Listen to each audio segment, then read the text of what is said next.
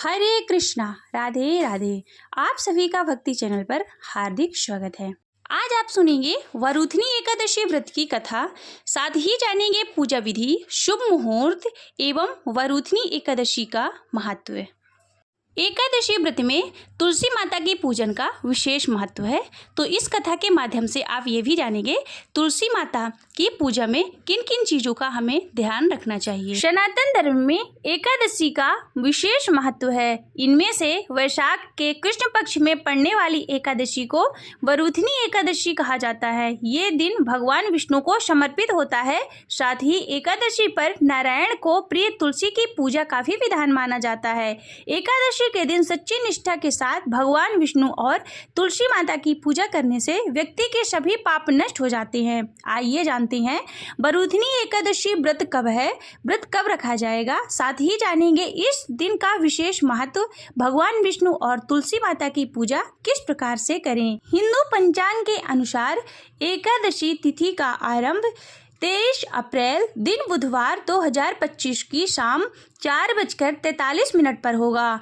एवं वरुथनी एकादशी व्रत का समापन 24 अप्रैल दिन गुरुवार की दोपहर 2:32 पर होगा। उदया तिथि के अनुसार वरुथनी एकादशी का व्रत 24 अप्रैल दिन गुरुवार को रखा जाएगा। जो श्रद्धालु एकादशी का व्रत करेंगे उन्हें दशमी तिथि के दिन चावल नहीं खाना चाहिए।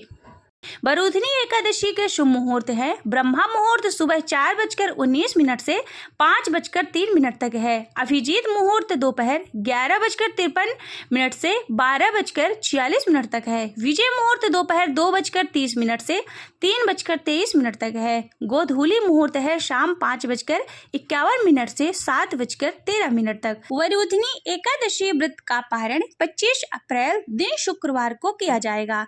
पारण का शुभ समय है सुबह 5:44 से सुबह 8:23 तक है। पारण द्वादशी तिथि को किया जाता है और द्वादशी तिथि समाप्त होने का समय है सुबह 11:44। वरुथनी एकादशी के दिन प्रातःकाल ब्रह्मा मुहूर्त में उठकर स्नान करें और स्वच्छ वस्त्र धारण करें। घर के मंदिर की सफाई करके भगवान विष्णु की मूर्ति या फिर चित्र स्थापित करें। नारायण को पीले फूल, तुलसी दल, चंदन, धूप और दीप अर्पित करें।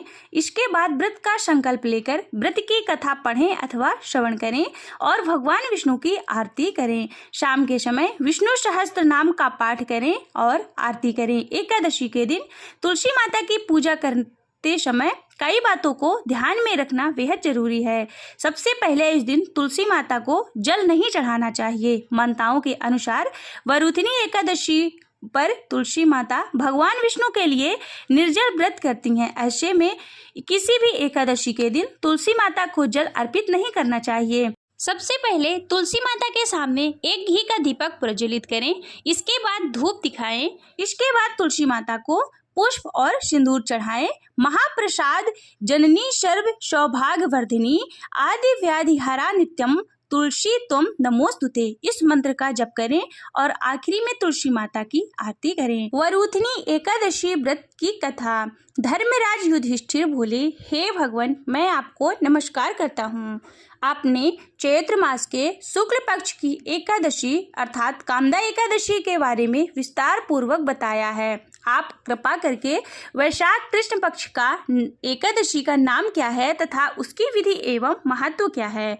भगवान श्री कृष्ण ने कहा, हे राजेश्वर, वैशाख माह के कृष्ण पक्ष की एकादशी को वरुथनी एकादशी के नाम से जाना जाता है। यह सौभाग्य देने वाली और सब पापों को नष्ट करने वाली तथा अंत में मोक्ष देने वाली है। इसकी महात्म्य कथा आपसे कहता हूँ। वरुथनी एकादशी व्रत की कथा के अनुसार प्राचीन काल में नर्मदा नदी के तट पर मानधाता नामक राजा राज्य करते थे। वह अत्यंत दानशील तथा तपस्वी थे। एक दिन जब वह जंगल में तपस्या कर रहे थे, तभी न जाने कहां से एक जंगली भालू आया और राजा का पैर चबाने लगा। राजा पूर्वतः अपनी तपस्या में लीन रहे। कुछ देर बाद पैर चबाते चबाते भालू राजा को घसीट कर पास के जंगल में ले गया। राजा बहुत घबराया, मगर तापस धर्म अनुकूल उसने क्रोध और हिंसा न करके भगवान विष्णु से प्रार्थना की। करुण भाव से भगवान विष्णु को पुकारा। उसकी पुकार को सुनकर भगवान श्री हरि विष्णु प्रकट हुए और उन्होंने चक्र से भालू को मार डाला। राजा का पैर भालू पहले ही खा चुका था। इससे राजा बहुत ही शोकाकुल था।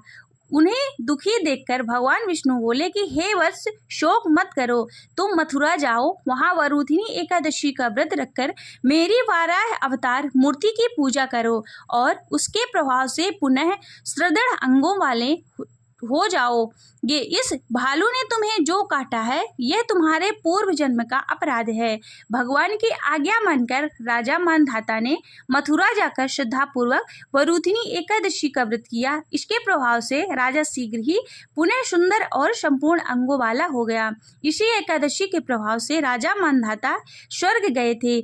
जो भी व्यक्ति भय से पीड़ित है उसे वरुथिनी एकादशी का व्रत रखकर भगवान विष्णु का स्मरण करना चाहिए। इस व्रत को करने से समस्त पापों का नाश होकर मोक्ष मिलता है।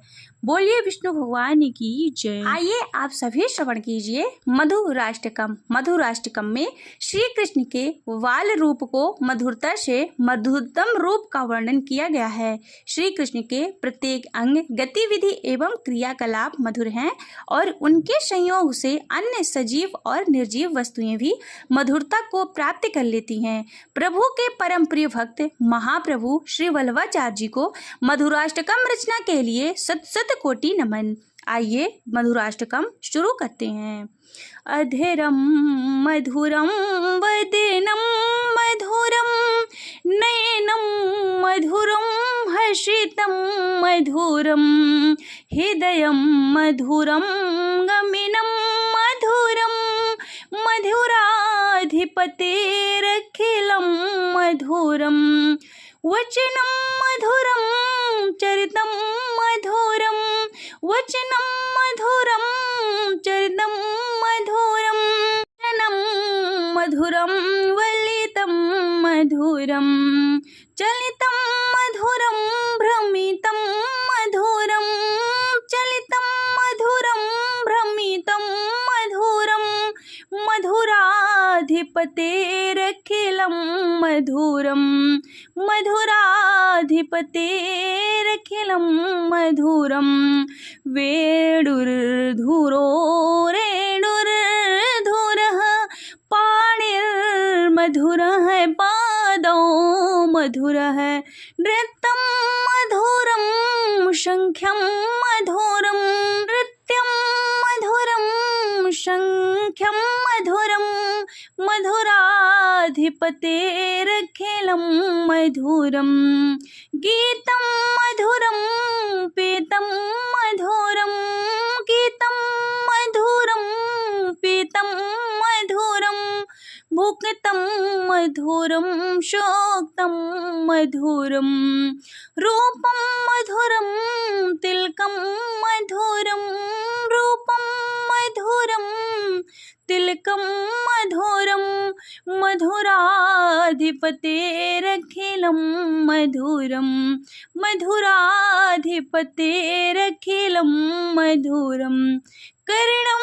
मधुरं तरणं मधुरं कर्णं मधुरं तरणं मधुरं हरिणं मधुरं रमेणं मधुरं वमितं मधुरं शमितं मधुरं मधुराधिपतेरखिलं मधुरं गुञ्जा मधुरा माला मधुरा गुञ्जा मधुरा माला मधुरा यमुना मधुरा वीची मधुरा शलितं मधुरं कमिलं मधुरं शलितं मधुरं कमिलं मधुरं मधुराधिपतेरखिलं मधुरं मधुराधिपतेरखिलं मधुरं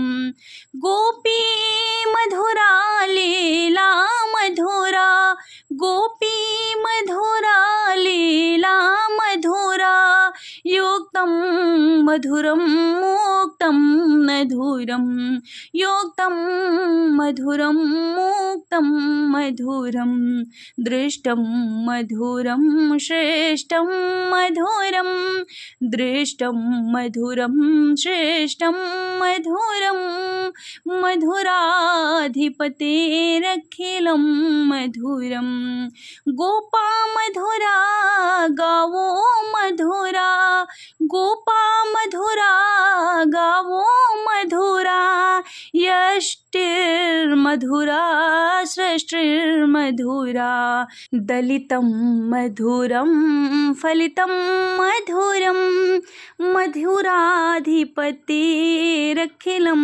मधुरम् अधीरं मधुरं वदनं मधुरं नयनं मधुरं हसितं मधुरं हृदयं मधुरं गमनं मधुरं मधुराधिपतेरखिलं मधुरं मधुराधिपतेरखिलं मधुरं मधुराधिपतेरखिलं मधुरम।